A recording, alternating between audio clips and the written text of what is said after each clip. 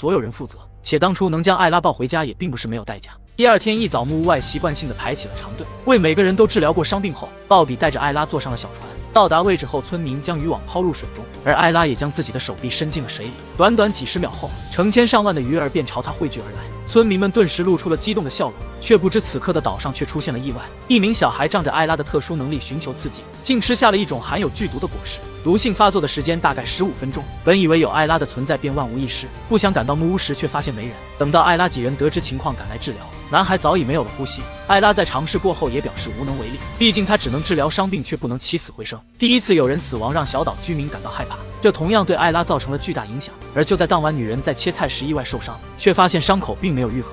看到这一幕的父亲也用刀划开掌心，情况已经非常明了，那就是艾拉的能力竟然消失了。之后也发生了故事开头的一幕，他将事情告诉了小岛居民，表示艾拉可能异能耗尽或者遭受打击，能力暂时消失，现在只能停止每日的探视，却不想此事引起了众人的不满。10年期间，他们早已习惯了无病无灾，除了鲍比外，都将艾拉当成了长生的工具，且还是所有人共同拥有的物品。哪怕已经确认艾拉失去了异能，却依然不想放弃每天的探视。Isla has given us a lot.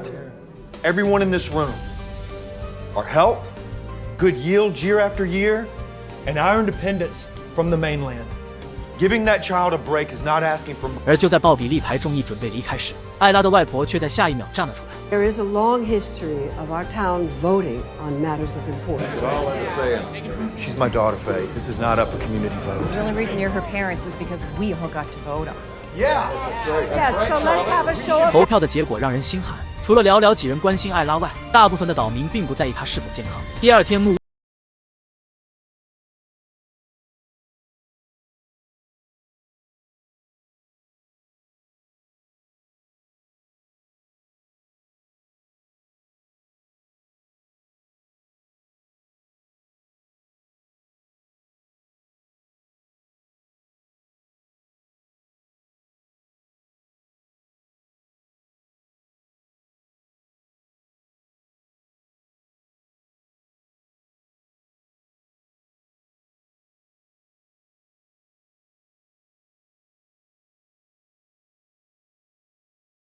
船只。与此同时，几名岛民正在进行着心理互助，他们都曾身患重病，苦不堪言。现在的情况让众人害怕不已。老人表示，艾拉是大海送给他们的礼物，他属于在座的所有人，也并不在乎艾拉会因此付出什么代价。然而说着说着，他却突然卡了壳。原来老人身患阿兹尔海默症，失去艾拉治疗的他犯病了。深夜，母亲来到艾拉床前，贴心的为其盖上被子，却意外发现手上的伤口正在愈合。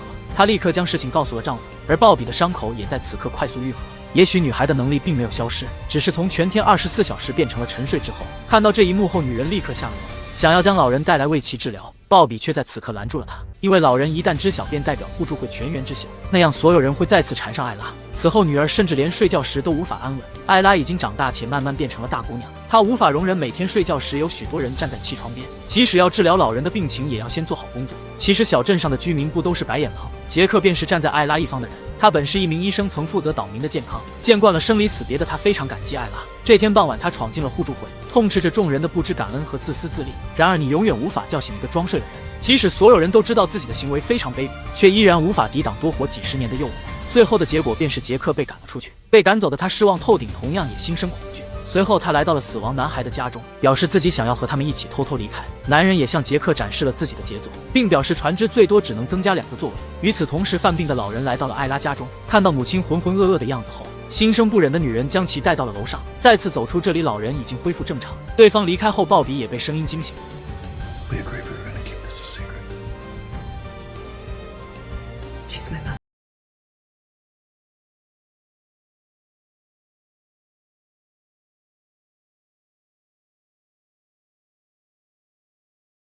的老人更是将一瓶安眠药递给了鲍比，表示这样孩子会睡得更香，他们的行动也会更加顺利。人性的自私在这一刻显露无遗，更加让他心寒的是，妻子竟也同意此事。What are you talking about, Grace? Drugging our child? That's the option? People take sleeping pills all the time. Not kids, Grace. When we decided to be her parents, it was so that she would not be turned into a science experiment. That is exactly what we're doing. 最后，鲍比决定要离开小岛。不过却遭到了女人的坚决反对。也就在当晚，寡不敌众的鲍比眼睁睁看着女儿喝下了掺有安眠药的水，之后的他静静抱着艾比站在水中，等待着这些恶心的人达成愿望。Many thanks to Isla. Many thanks to Isla.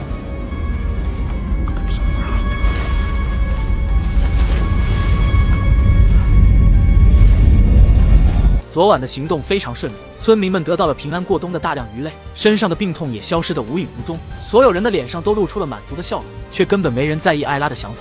女孩在一天天长大，以后也会有自己的家庭和生活，她不能被圈养在这里成为一件工具。而就在鲍比为此犯愁时，得知消息的杰克却找了过来，两人非常愤怒，却也无可奈何，因为荒无人烟也同样代表着没有秩序，没有法律的约束，凭他们俩根本无力反抗。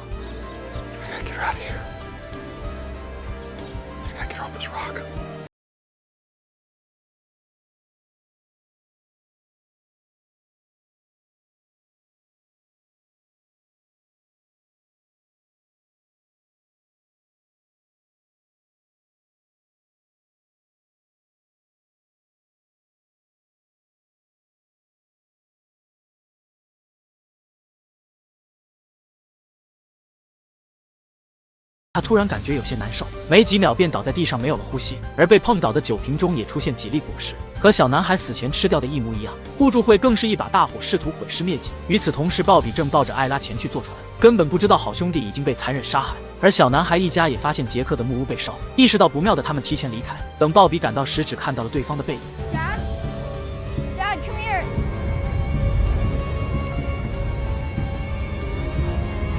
等他带着艾比赶到现场，火势已经无法控制。此刻的他心中无比痛苦，因为鲍比已经意识到了一切。岛上的居民并没有多少，且距离很近，火势烧成这样都无人伸出援手，很显然就是他们亲手放的火。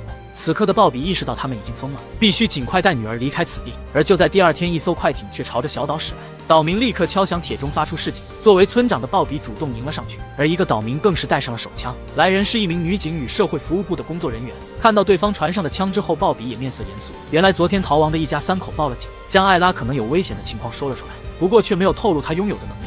And we have reason to believe there's a child welfare issue on the island. So, if you could take us to the home of Isla Bentham. Well, that's my daughter. Maybe I could answer some questions for you. No, first order of business is just to have a conversation with the child.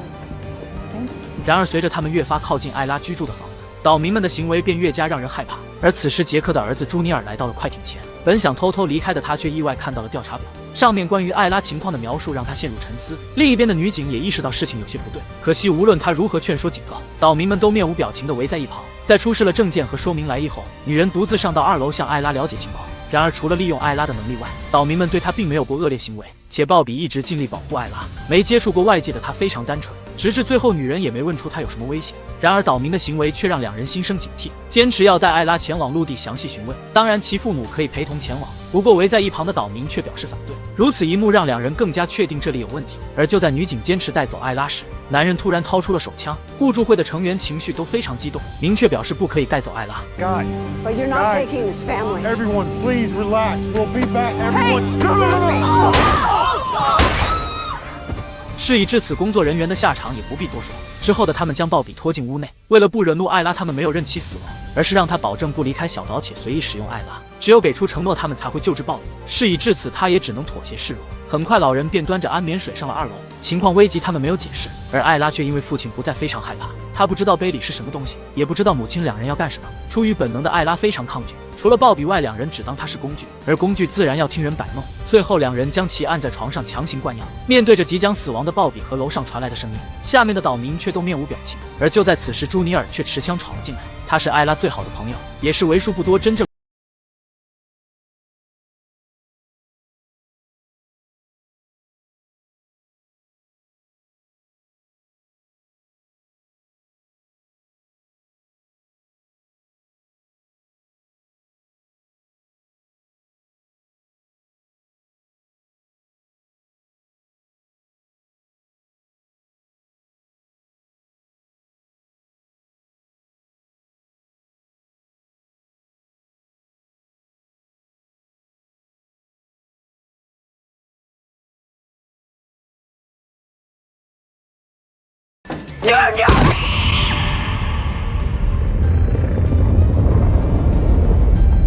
再次睁开双眼，周围变得无比安静，犹如当初全部陨落的蜜蜂一般。此刻的小岛上已经没有一个活人，唯有他一人喃喃地说着对不起。岛民们自私自利，不停索取，甚至想违背生老病死的自然规律。如此因果之下被艾拉杀死，无疑是最合理的结局。